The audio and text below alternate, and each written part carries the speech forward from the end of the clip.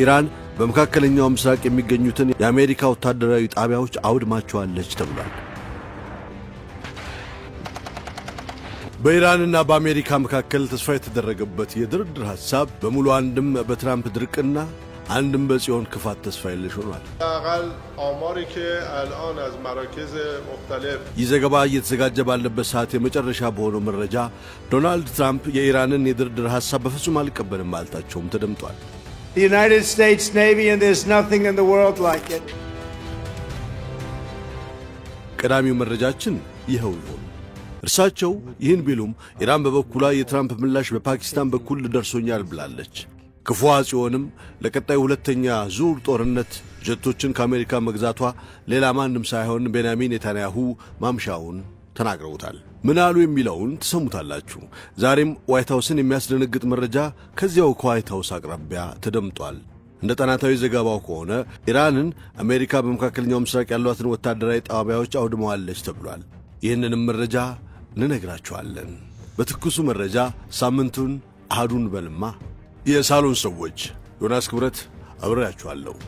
ቤት መግዛትና ትክክለኛ ቤት መግዛት ይለያያሉ። ብዙ ቦታ ሄደው ግራ ገብቶታል? እንግዲያውስ ወደ ቾይዝ ይምጡና ልዩነቱን በዓይኑ ይመልከቱ። ከጥራት በላይ ዋስትና፣ ከውበት በላይ ምቾት ሞልቶታል። ወደ ማይ ቾይዝ ሲመጡ የሚገዙት ቤት ብቻ ሳይሆን የአኗኗር ዘይቤም ጭምር ነው። የቾይዝ ውሃ እህት ኩባንያ ማይ ቾይዝ ሪል ስቴት ከጋዜቦ አደባባይ ወደ አፍሪካ ህብረት በሚወስደው የዲፕሎማቶች መንገድ እፎይ ብለው የሚኖሩበት ቤት አቅርቦሎታል። የተናጠል ካርታ የወጣላቸውና 50 በመቶ የባንክ ብድር የተመቻቸላቸውን ባለ 2 እና ባለ 3 መኝታ ቤቶች ውብ አድርጎ እየገነባ ነው። ለትውልድ የሚተላለፍ ጥሪት እንዲያኖሩ በ0923 6909 12 ወይም በ0964 67 77 77 ይደውሉ። ይመርጡናል እንጂ አያወዳድሩንም። ማይ ቾይዝ ሪል ስቴት። ፕሬዚዳንት ትራምፕ ለዋሽንግተኑ ጋዜጠኛ ናታን ጉትማን በስልክ እንደነገሩት አዲሱ የኢራን የሰላም ስምምነት ሐሳብ ተቀባይነት እንደሌለው ነግረውታል። ለእኔ ተቀባይነት የለውም፣ አጥንቼዋለሁ፣ ሁሉም ነገር መርምሬዋለሁ፣ ተቀባይነት የለውም ሲሉ በግልጽ ነው የተናገሩት። ይህ አስተያየት ትራምፕ ቀደም ሲል በትሩዝ ሶሻል ሚዲያቸው ላይ ኢራን ላደረሰችው ጥፋት እስካሁን በቂ ዋጋ አልከፈለችም በማለት ሐሳቡ ተቀባይነት ይኖረዋል ብለው እንደማይሞግቱ ከሰጡት መግለጫ ጋር የሚጣጣም ነው። ኢራን ያቀረበችው የ14 ነጥብ ዕቅድ የሆርሙዝ ቀጥ ያለ ባህርን ለመክፈትና ጦርነቱን ለማቆም የአንድ ወር የጊዜ ገደብ ቢያስቀምጥም ፕሬዝዳንቱ ግን አሁንም በሐሳቡ ላይ ያላቸውን ጥብቅ ተቃውሞ ቀጥሎታል። በዚህች አጭር የስልክ ጥሪ ፕሬዝዳንት ትራምፕ ለእስራኤሉ ጠቅላይ ሚኒስትር ቤንያሚን ኔታንያሁ ምሕረት እንዲደረግላቸው በድጋሚ ጥሪ አቅርበዋል ብሏል።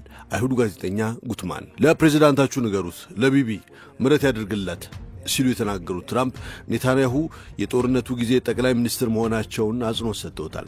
በተጨማሪም እኔና ቢቢ ባንኖር ኖሮ እስራኤል አሁን ባለችበት ሁኔታ አትኖርም ነበር፣ ቅደም ተከተሉም እኔ ቀጥሎም ቢቢ ነን በማለት የእስራኤል ሕልውና በእሳቸውና በኔታንያሁ ላይ የተመሠረተ እንደነበረ ገልጸዋል። ትራምፕ አክለውም ጠቅላይ ሚኒስትሩ በትርኪ ምርኪ ነገሮች ላይ ሳይሆን ትኩረታቸውን ሙሉ በሙሉ በጦርነቱ ላይ እንዲያደርጉ ምህረትም ሊደረግላቸው እንደሚገባ አሳስበዋል ብሏል ናታን ጋዜጠኛው። እርሳቸው የኢራንን ሐሳብ ጨርሶ አልቀበልም ቢሉም የኢራን የውጭ ጉዳይ ሚኒስትር በበኩሉ ጦርነቱን ለማቆም ኢራን አቅርባው ለነበረው የ14 ነጥብ ዕቅድ ከአሜሪካ ምላሽ ደርሶኛል ብለዋል። የሚኒስቴሩ ቃል አቀባይ እስማኤል ባጋኢ ለኢራን መገናኛ ብዙሃን እንደገለጹት በፓኪስታን በኩል የደረሳቸው የአሜሪካ ምላሽ በአሁኑ ወቅት እየተገመገመ ይገኛል። ቃል አቀባዩ አክለውም የኢራን ዕቅድ ለጊዜው በጦርነቱ መቋጨት ላይ ብቻ ያተኮረ መሆኑን ገልጸዋል። በዚህ ደረጃ ላይ ስለ ኒውክሌር ጉዳይ የሚደረግ ድርድር እንደሌለም አስታውቀዋል። ከዚህ ደረቅ ያለ ትኩስ መረጃ ሻገር ስንል ደግሞ ኢራን በመካከለኛው ምስራቅ የሚገኙትን የአሜሪካ ወታደራዊ ጣቢያዎች አውድማቸዋለች ተብሏል። የሲኤንኤን የምርመራ ዘገባ እንደሚያመለክተው ከሆነ የኢራን የሚሳኤልና የድሮን ጥቃቶች በመካከለኛው ምስራቅ በሚገኙ የአሜሪካ ወታደራዊ መሠረተ ልማቶች ላይ ከዚህ ቀደም ታይቶ የማይታወቅ ከፍተኛ ጉዳት አድርሰዋል። በ8 ሀገራት ውስጥ የሚገኙ ቢያንስ 16 የአሜሪካ የጦር ሰፈሮች፣ ይህም በቀጠናው ካሉ አብዛኞቹ የአሜሪካ ቤዞች ማለት ነው። ጉዳት የደረሰባቸው እነዚህ ሲሆኑ አንዳንዶቹ ሙሉ በሙሉ አገልግሎት መስጠት የማይችሉበት ደረጃ ላይ ደርሷል ብሏል ይኸው የሲኤንኤን ዘገባ። በእነዚህ ጥቃቶች ኢላማ የተደረጉት እንደ ቦይንግ E3 ሴንትሪ የጦር አውሮፕላኖች፣ ወሳኝ የራዳር ስርዓቶችና ለመረጃ ልውውጥ አስፈላጊ የሆኑ የኮሚዩኒኬሽን ራዳሮች ናቸው። ጥቃቶቹ በኩዌት የሚገኘውን ካምፕ ባህሪንን ጨምሮ ዋና ማዕከላትን ያወደሙ ሲሆን በኳታር የሚገኘውና ለ21 ሀገራት የአየር ኦፕሬሽን ማዕከል የሆነው አል ኡደይድ የአየር ኃይል ካምፕም ቀድሞ እንዲለቀቅ ቢደረግም 2 ጊዜ ተመትቶ ከፍተኛ ጉዳት ደርሶበታል። የኢራን ጥቃቶች ስኬታማ ሊሆኑ የቻሉት እንደ አውሮፓውያን አቆጣጠር በ2024 ከቻይና ባገኘችው ባለ ከፍተኛ ጥራት የሳተላይት ቴክኖሎጂ የታገዘ የክትትል አቅም ስላላት ነውም ተብሏል።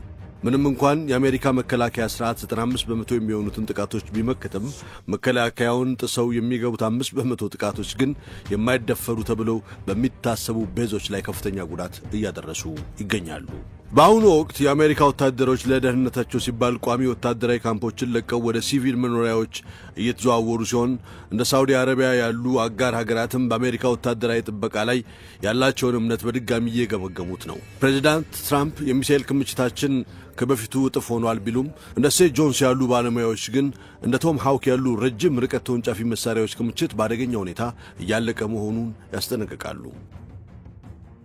ኢራን በወታደራዊ መስክ ተዳክማለች የሚሉ አስተያየቶች ቢኖሩም ግምገማዎች እንደሚያሳዩት ቴሄራን አሁንም 40% የሚሆነውን የድሮንና 60% የሚሆን የሚሳኤል ማስጀመሪያ አቅሟን ይዘዋለች። አብዛኛው የጦር መሳሪያዋ ከመሬት በታች የተደበቀ ሲሆን ከቻይናና ሩሲያ በምታገኘው የቴክኖሎጂና የሎጂስቲክ ድጋፍ አሁንም ትልቅ ስጋት ሆና እንደቀጠለች ነው። ይህ ግጭት አሜሪካ በቀጠናው ላይ ያላት ወታደራዊ እንቅስቃሴ ከመከላከል ይልቅ ለጥቃት ተጋላጭ እያደረጋት መሆኑን ያመለከተ በመሆኑ የአሰራር ለውጥና የረጅም ርቀት የመከላከል አቅምን ማሳደግ እንደሚያስፈልግ ዘገባው ያሳስባል። የኢራን አብዮታዊ ዘብም ቢሆን ለትራምፕ ከባድ የተባለ ማስጠንቀቂያ ልኳል። የኢራን እስላማዊ አብዮታዊ ዘብ የአሜሪካው ፕሬዝዳንት ዶናልድ ትራምፕ የማይቻል ጦርነት ወይንም ከኢራን ጋር መጥፎ ስምምነት ከማድረግ መካከል አንዱን መምረጥ እንዳለባቸው ገልጿል። የጓዱ የደህንነት ዘርፍ በኤክስ ማህበራዊ ገጹ ላይ ባሰፈረው ጽሑፍ ቴህራን የአሜሪካ ጦር በኢራን ወደቦች ላይ የጣለውን እገዳ እንዲያነሳ የጊዜ ገደብ ያስቀመጠች መሆኑንም አስታውቋል። በተጨማሪም አውሮፓ፣ ቻይናና ሩሲያ በዋሽንግተን ላይ ያላቸውን ትችት እየጨመረ መምጣቱን የጠቀሰው መግለጫው የአሜሪካ የውሳኔ አሰጣጥ ዕድል እየጠበበ መምጣቱን አመልክቷል። አሜሪካና እስራኤል በየካቲት 28 በኢራን ላይ ጥቃት የሰነዘሩ ሲሆን ይህም ቴህራን በእስራኤልና በባሕረ ሰላጤው በሚገኙ የአሜሪካ ወዳጆች ላይ የአጸፋ እርምጃ እንድትወስድ እንዲሁም የሆርሙዝ ሰርጥ እንዲዘጋ ምክንያት ሆኗል። አሜሪካ ከሚያዝያ 13 ጀምሮ በስትራቴጂካዊ የውሃ መስመር ላይ በኢራን የባህር ጉዞዎች ላይ ጥብቅ እገዳ ጥላ ትገኛለች። ምንም እንኳን በፓኪስታን አደራዳሪነት ከሚያዝያ 8 ጀምሮ የ2 ሳምንት የተኩስ አቁም ታውጆ የነበረ ቢሆንም በኢስላማባድ የተደረገው ቀጥታ ድርድር ዘላቂ ስምምነት ላይ ሳይደርስ ተቋርጧል። ትራምፕ በኋላ ላይ በፓኪስታን ጥያቄ መሠረት የተኩስ አቁሙን ያለ ገደብ ማራዘማቸውም ይታወሳል። ይህ በእንዲህ እንዳለ ታዲያ ጽዮን ለሁለተኛው የኢራን ወረራ ተዘጋጅቻለሁ እያለች እየፎከረች ነው። የእስራኤሉ ጠቅላይ ሚኒስትር ቤንያሚን ኔታንያሁ በሰጡት መግለጫ የእስራኤል አውሮፕላን አብራሪዎች በኢራን ላይ ለሚሰነዘር ለማንኛውም አዲስ ጥቃት ዝግጁ መሆናቸውን አስታውቋል። ጠቅላይ ሚኒስትሩ በንግግራቸው ወቅት አብራሪዎቻቸው በማንኛውም የኢራን የአየር ክልል ውስጥ መድረስ እንደሚችሉና አስፈላጊ ሆኖ ሲገኝም ይህንን ለማድረግ በተጠንቀቅ ላይ መሆናቸውን ተናግረዋል። እስራኤል 2 ዘመናዊ የኤፍ-35 እና የኤፍ-15 የጦር አውሮፕላን ስኳዶችን መግዛቷን የጠቀሱት ኔታንያሁ እነዚህ አውሮፕላኖች ቀደም ሲል በኢራን ላይ በተደረገው ዘመቻና አሁንም እየታየ ያለውን የአየር የበላይነት ይበልጥ እንደሚያጠነክሩት አብራርተዋል። በተጨማሪም ኔታንያሁ በደቡብ ሊባኖስ በሂዝቦላ በኩል የሚሰነዘሩ የሰው አልባ አውሮፕላኖች ጥቃቶች እየጨመሩ መምጣታቸው እነዚህ ጥቃቶችን ለመመከት የሚያስችል አዲስ ፕሮጀክት መጀመሩን ይፋ አድርገዋል። በሀገር ውስጥ የሚከናወኑ ወታደራዊ ምርቶችን ለማሳደግ መመሪያ መስጠታቸውን የገለጹት ጠቅላይ ሚኒስትሩ በሚቀጥሉት 10 ዓመታት ውስጥ በመከላከያ በጀት ላይ በግምት 350 ቢሊዮን የእስራኤል ብር ለመጨመር ማቀዳቸውን አስታውቀዋል። የዚህ ዕቅድ ዋነኛ ግብ ከውጭ የሚገቡ ምርቶች ላይ ያለውን ጥገኝነት መቀነስና በእስራኤል የሚመረቱ የጦር አውሮፕላኖችን ጨምሮ ዘመናዊ የውጊያ ሥርዓቶችን በሀገር ውስጥ ማልማት እንደሆነም አክለው ገልጸዋል። ትራምፕ አልቀበልም ያሏቸው የኢራን መሠረታዊ ጥያቄዎች ግን ምንድን ናቸው? በኢራን የመገናኛ ብዙሃን ዘገባዎች መሠረት የቴህራን አዲስ ጥያቄ የቀረበው ዋሽንግተን ደግፋው ለነበረውና በዋናነት ለ2 ወራት የሚቆይ የተኩስ አቁም ለጠየቀው የ9 ነጥብ የሰላም እቅድ ምላሽ ለመስጠት ነው። ይሁን እንጂ ኢራን በአዲሱ የሰላም እቅድ ትኩረት ማድረግ የፈለገችው የተኩስ አቁሙን ጊዜ በማራዘም ላይ ሳይሆን ጦርነቱን በመቋጨት ላይ ሲሆን 2 ጉዳዮች በ30 ቀናት ውስጥ እንዲፈቱ ትፈልጋለች ተብሏል። አዲሱ እቅድም ከሚያካትታቸው ዋና ዋና ነጥቦች መካከል ጥቂቱን እንጥቀሳቸው እስቲ። ወደፊት ጥቃቶቹ እንዳይሰነዘሩ ዋስትና ማግኘት፣ የአሜሪካ ጦር ኃይሎች ከኢራን አቅራቢያ እንዲወጡ፣ በቢሊዮን የሚቆጠሩ የታገዱ የኢራን ንብረቶች እንዲለቀቁና ማዕቀቦች እንዲላሉ እንዲነሱ፣ የጦርነት ካሳ እንዲከፈልና ሊባኖስን ጨምሮ በሁሉም ግንባሮች ግጭቶች እንዲቆሙና ለሆርሙዝ ሰርጥ አዲስ አሰራር እንዲዘረጋ የሚሉ ዋነኛዎቹ የመደራደሪያ ነጥቦች ናቸው። ባለፈው ሰኔ ወር በአሜሪካና በእስራኤል ጥቃት የተሰነዘረባት ኢራን ወደፊት ወረራ እንዳይፈጸምባት ዋስትና ትፈልጋለች። እስራኤል ቀደም ሲል የኢራን የኒውክሌር ሳይንቲስቶችን ኢላማ ያደረገች ሲሆን የኒውክሌር ጣቢያዎችን ለማሰናከልም ዘመቻዎችን አካሂዳለች። በተጨማሪም ቴህራን የኒውክሌር መሳሪያዎች እንዳይስፋፉ የሚከለክለውን ስምምነት ፈራሚ በመሆኗ ዩራኒየም የማበልጸግ መብቷ እንዲረጋገጥላት ትሻለች። ነገር ግን ትራምፕ የኒውክሌር ጉዳይን እንደ ቀይ መስመር ወስደውታል። ኢራን የሀገሪቱን ኢኮኖሚ ያደቀቁትን ለበርካታ 10 ዓመታት የቆዩትን ማዕቀቦች የማንኛውንም ስምምነት አካል ሆነው እንዲነሱ ትሻለች። በባሕረ ሰላጤው ላይ የሚደረግ የጉዞ እንቅስቃሴና የጦርነት ካሳ ጥያቄዎች በንግግር ውስጥ ሌሎች አወዛጋቢ ነጥቦች ናቸው። የኢራን ብሔራዊ ቴሌቪዥን እንደዘገበው የውጭ ጉዳይ ምክትል ሚኒስትር ካዛም ጋሪባዲ እቅዱን ካቀረቡ በኋላ አሁን ኳሷ በአሜሪካ ሜዳ ላይ ናት፣ የዲፕሎማሲውን መንገድ ወይንም የግጭቱን መቀጠል መምረጥ ትችላለች ብለዋል። በኳታር የጆርጅ ታውን ዩኒቨርሲቲ የመንግሥት ጉዳዮች ተባባሪ ፕሮፌሰር የሆኑት ፖል ሙስግሬቭ ኢራን ያቀረበችውን እቅድ በመጠኑ አለሳልሰዋለች ብለዋል። እንደ እርሳቸው ገለጻ ኢራን አሜሪካ በሆርሙዝ ሰርጥ ላይ የጣለችውን እገዳ እንድታነሳ ያስቀመጠችውን ቅድመ ሁኔታ የማንሳት ሐሳብ ቢኖራትም እንደ ዩራኒየም ማበልጸግ ባሉ ትላልቅ ጉዳዮች ላይ አሜሪካና ኢራን አሁንም በጣም ተራርቀዋል ሲሉ ነው ምሁሩ የተናገሩት። በኒውዮርክ የሚገኘው ሱፋን ሴንተር ከፍተኛ ባልደረባ ኬንዝ ካትዝማን በበኩላቸው ደግሞ የኢራን በትራምፕ ላይ ያላት አለመተማመን ትልቅ እንቅፋት ሆኖ መቀጠሉን ገልጸዋል። ችግሩ ኢራን ትራምፕንና አሜሪካንን በፍጹም አታምንም፣ ይህ እገዳ እስካልተነሳ ድረስም ወደ ሙሉ ውይይት መግባት አትፈልግም ሲሉም ተደምጠዋል። ካትስማን አክለውም ምንም እንኳን ሁለቱም ወገኖች ቢበሳጩም በቅርብ ጊዜ ውስጥ ድርድሩን የማቋረጥ ዕድላቸው ጠባብ መሆኑን ገልጸዋል። ይህ ሆኖም ትራምፕ ኢራን ላለፉት በደሎቿ እስካሁን በቂ ዋጋ አልከፈለችም በማለት ዲፕሎማሲያዊ ምርታ የምታዩትን ተስፋ አጠራጣሪ አድርገውታል። የትራምፕ አስተያየት የመጣው ኢራን የኒውክሌር መርሃ ግብሯን እንድታቆም ጨምሮ ሌሎች ደግሞ የአሜሪካንን ውሳኔዎች እንድትቀበል ለማስገደድ በማለም አሜሪካ በኢራን ላይ ሌላ ዙር ጥቃት ልትሰነዝር ትችላለች የሚል ግምት እየናኘ ባለበት በአሁኑ ወቅት ነው። የእስራኤል የዜና ዘገባዎች ከፍተኛ ወታደራዊ ባለሥልጣናትን ጠቅሰው እንደዘገቡት አሜሪካ በኢራን ላይ ለምትሰነዝረው ጥቃትና ቴህራንም በእስራኤል ላይ ልትወስድ ለምትችለው የአጸፋ እርምጃ ዝግጅት እያደረጉ ነው። አንድ ከፍተኛ የእስራኤል መኮንን እንደተናገሩት የኢራን የዩራኒየም የማበልጸግ መርሃ ግብር ሳይቆምና በከፍተኛ ሁኔታ የበለጸገው የዩራኒየም ክምችት ተላልፎ ሳይሰጥ የሚደረግ ማንኛውም የሰላም ስምምነት እንደ ውድቀት ይቆጠራል ብለዋል።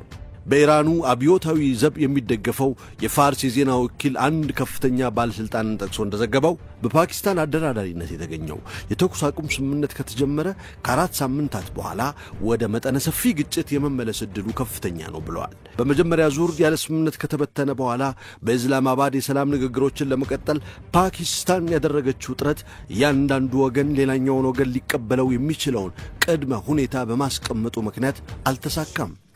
ዳግም ጦርነት ሊቀሰቀስ ስለሚችልበት ሁኔታ የተጠየቁት ትራምፕም ነገሩ ሊከሰት የሚችል መሆኑን ጠቅሰው አግባብ ያልሆነ ነገር ካደረጉ ወይም መጥፎ ነገር ከፈጸሙ ሊሆን ይችላል፣ አሁን ግን እናያለን ብለዋል።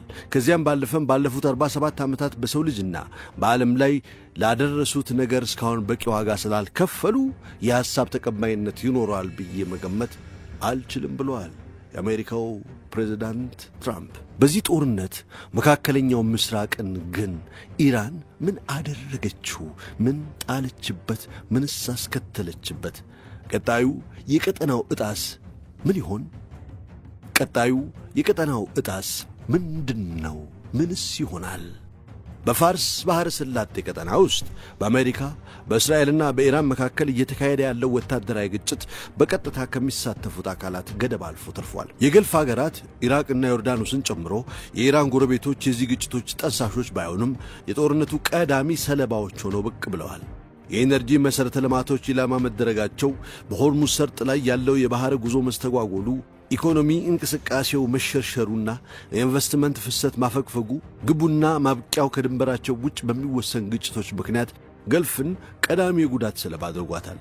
ይህ እውነታ ዲፕሎማሲያዊ ማባቢያዎችን የሚቃወም እጅግ ስሱ የሆነ ስትራቴጂካዊ ጥያቄን ያስከትላል። የገልፍ ሀገራት በዚህ ፍጥጫ ውስጥ እውነተኛ አጋሮች አይደሉም።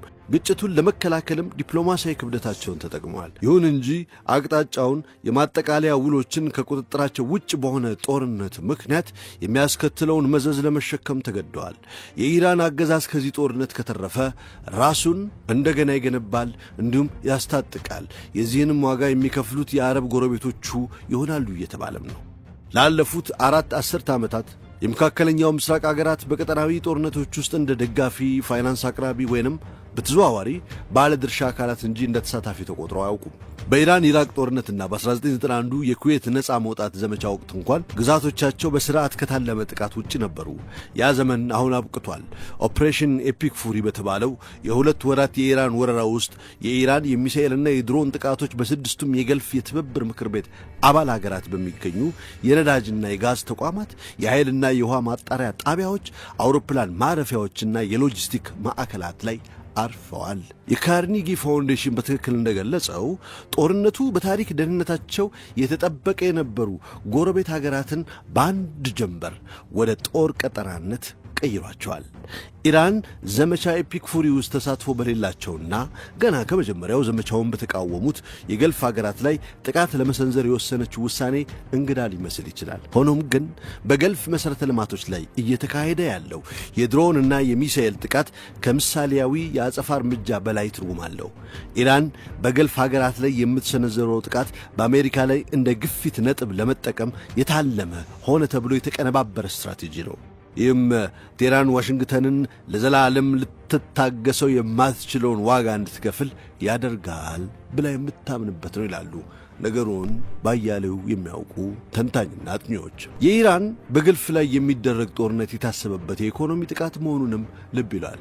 እንደ ሳውዲ አርምኮ፣ አድኖክና ኳታር ኢነርጂ ባሉ ተቋማት ላይ በሚሰነዘሩ ጥቃቶች እንዲሁም በኩዌትና በባህሪን የነዳጅ እርሻዎች ላይ በሚደረጉ ጥቃቶችና የሆርሙዝ ሰርጥን በውጤታማነት በማነቅ ረገድ ቴህራን የመካከለኛው ምስራቅን የኤነርጂ የጀርባ አጥንት ለመስበርና የዓለም የነዳጅ ዋጋ በከፍተኛ ሁኔታ እንዲጨምር ለማድረግ ሆነ ብላ እየሰራች ትገኛለች። የዚህም ተጽዕኖ በአሁኑ ወቅት እጅግ ከባድ ሆኗል። ኢራቅ በሆርሙዝ ሰርጥ በተፈጠረው መስተጓጎል ምክንያት የነዳጅ ኤክስፖርት ማድረግ ባለመቻሏ አስገዳጅ ሁኔታ ለማወጅ ተገዳለች። ኢራን በሆርሙዝ በኩል ያለውን የነዳጅ ፍሰት በመዝጋት በአሜሪካና በአጋሮቿ እንዲሁም በአውሮፓ፣ በእስያና በሌሎች ቦታዎች ባሉ ነዳጅ አስመጪ አገራት ኢኮኖሚ ላይ ከፍተኛ ጉዳት ማድረስ ትችላለች። የዚህ ስትራቴጂ ዋነኛ ሰለባዎች በጦርነት ውስጥ ተመልካች የነበሩት የኢራን የገልፍ ጎረቤቶች መሆናቸው በቴህራን ስሌት ውስጥ ግምት የሚሰጠው ጉዳይ አይደለም። ለገልፍ ሀገራት የሚደርሰው ጥልቅ ጉዳት መዋቅራዊ ነው። በነዳጅ ንግድ ላይ ብቻ ከመጠን በላይ መታመን ያለውን አደጋ በመገንዘብ ስድስቱም በገልፍ ሀገራት ትልቅ የኢኮኖሚ ማሳደጊያ ዕቅዶችን ሲያራምዱ ቆይተዋል። ለምሳሌ የሳውዲ አረቢያ ቪዥን 2030፣ የተባበሩት አረብ ኤሚሬትስ የሎጂስቲክስና የሰው ሰራሽ አስተውሎት ትኩረት እንዲሁም የኳታር ከዓለም ዋንጫ በኋላ ያለ የኢኮኖሚ አማራጮች ልማት ይጠቀሳሉ። ሆኖም ይህ ሽግግር የተመሠረተው ገልፍ ለውጭ ኢንቨስትመንት የተረጋጋና ሊገመት የሚችል ቦታ ነው በሚለው ስም ላይ ነው። በገልፍ ሀገራት ላይ የሚካሄደው የእልህ አስጨራሽ ጦርነት በቆየ ቁጥር ይዝና ምናልባትም ዳግም በማይመለስ ሁኔታ እየተጎዳ ይሆናል። ታሪካዊ ተመሳሳይነትን እዚህ ጋር እንሰንቅር። ይህም በአሁኑ ወቅት በዋሽንግተን ውስጥ የሚታየውን ብሩህ ተስፋ የሚገዳደር ነው። እንደ አውሮፓውያን አቆጣጠር በ1991 በአሜሪካ የሚመራው ጥምር ጦር በዘመናዊ የታሪክ ሂደት ውስጥ እጅግ አስከፊ ከሚባሉት ወታደራዊ ሽንፈቶች አንዱን በሳዳም ሁሴን ኢራቅ ላይ አሳርፎ ነበር። በኩዌት የነበረው የኢራቅ ጦር መደምሰስን፣ በአገር ውስጥ ያለውን የኢኮኖሚ ውድመትና በሰሜንና በደቡብ ኢራቅ የተነሱትን ሁለት ተከታታይ አመጾች ተከትሎ ተንታኞች የባዝ መንግሥት በጥቂት ወራት ውስጥ ይወድቃል ብለው በልበ ሙሉነት ተንብየው ነበረ። ነገር ግን አልወደቀም። የሳዳም አገዛዝ ለተጨማሪ 12 ዓመታት የቆየ ሲሆን በእነዚህ ዓመታት ውስጥም የውስጥ ተቃውሞን በመጨፍለቅ የጅምላ ጨራሽ መሣሪያዎችን ለመታጠቅ በመሞከር ሽብርን በመላክ ከኩዌት ጋር የነበረውን አለመግባባት ዳግም በመቀስቀስና በቀጠናው የተራቀቁ የማዕቀብ ማምለጫ መረቦችን በመዘርጋት ለገልፍ ሀገራት ስር የሰደደ ስጋት ሆኖ ቆይቷል። እንደ አውሮፓውያን አቆጣጠር በ2003 የተካሄደው የአሜሪካ ወረራ ብቻ ነው ጉዳዩን ለአንዴና ለመጨረሻ ጊዜ እየዘጋው እየደመደመው። የሚሆነው ግን ኢራንና ወኪሎቿ ወዲያውኑ የሞሉት ስልታዊ ክፍተት በመፍጠርና አሁን በገልፍ ላይ የሚታየውን አይነት ስጋት በመፍጠር ነበር። የቴክሳስ ብሔራዊ ደህንነት ሪቪው እንደገለጸው ዋሽንግተን ከ1991 በኋላ የሳዳምን ችግር ለመፍታት አለመቻሏ በአሜሪካ ጥቅሞችና ከቀዝቃዛው ጦርነት በኋላ በነበረው ስርዓት ላይ ዘላቂና ምናልባትም የማይጠገኑ ጉዳት አድርሶባታል። እናም ከዚህ የሚወሰደው ትምህርት ግልጽ ነው። የአንድን አገዛዝ ወታደራዊ አቅም ማድከም ጎረቤቶቹን የመፈታተን አቅሙን አያጠፋውም። በርዕዮተ ዓለም የጠነከሩ የደህንነት መንግስታት እንደ ወኪል ኃይሎች፣ ድሮኖች፣ ሳይበርና የባህር ላይ ትንኮሳ ባሉ ተመጣጣኝ መሳሪያዎች አማካኝነት ራሳቸውን ያላምዳሉ፣ እንዲሁም በድጋሚ ይዋቀራሉ። እነዚህ ሁሉ ደግሞ ከጥቃቱ ለመከላከል ከሚወጣው ወጪ ይልቅ እነሱን ለማሰማራት የሚጠይቀው ወጪ እጅግ በጣም አነስተኛ ነው። የኢራን እስላማዊ ሪፐብሊክ ከባዝ ፓርቲ የበለጠ ኃያል ነው። የኢራን እስላማዊ አብዮታዊ ዘብ ደግሞ ከኢራቁ የሪፐብሊካን ጥበቃ ወይንም በሰራዊቱ ጥላ ስር ከነበሩ ሌሎች የፓራሚሊተሪ ቡድኖች የበለጠ አደገኛ ነው። የሳዳም አገዛዝ የተመሠረተው በጠባቡ የሱኒ አረብ ብሔርተኝነት መሠረትና በፈራረሰ መደበኛ ሠራዊት ላይ ነበረ። በአንጻሩ የኢራን አብዮታዊ ዘብ ጥልቅ የማንቀሳቀስ ስር ባለው ሃይማኖታዊ አብዮታዊ ርዕዮተ ዓለም ውስጥ የተሰገሰገ ነው። በተጨማሪም በሊባኖስ የሚገኘውን ሂዝቦላህን፣ በየመን የሚገኙትን ሁቲዎችንና በኢራቅ የሚገኝ ኃይል የሚሊሻ መረብን ያቀፈ ቀጠናዊ የወኪል ኃይሎች መረብን ያዛል። እንዲሁም ባግዳድ በ1991 ከነበራት ከማንኛውም መሣሪያ እጅግ የላቀ የተራቀቀ የሚሳኤልና የድሮን ውስብስብ ሥርዓት ያንቀሳቅሳል። ለዚህም ማረጋገጫው ዛሬ በባሕረ ሰላጤው አካባቢ የሚታየው ሁኔታ ነው።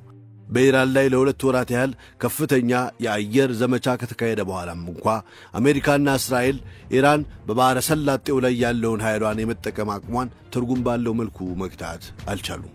እጅግ ደካማ የነበረው የባዝ አገዛዝ ከሥልጣን ለማስወገድ 12 ዓመታትና የምድር ወረራ ካስፈለገው የአየር ድብደባ ብቻ አብዮታዊ ዘቡን እንደ ቀጠናዊ ስጋትነት ያበቃል ብሎ ማሰብ ዘበት ነው። ተንታኞች እንደሚናገሩት በአጽንኦት ይህ ሲባል ብቸኛው መፍትሔ የኢራን እስላማዊ ሪፐብሊክ እስኪወድቅ ድረስ ጦርነቱን ማፋፋም ማለት አይደለም። እንዲህ አይነቱ ውጤት ከሰፊ የመንግሥት መፈራረስ ጋር ተዳምሮ በቀጠናው ላይ ትርምስን ማስከተሉ የማይቀር ሐቅ ነው።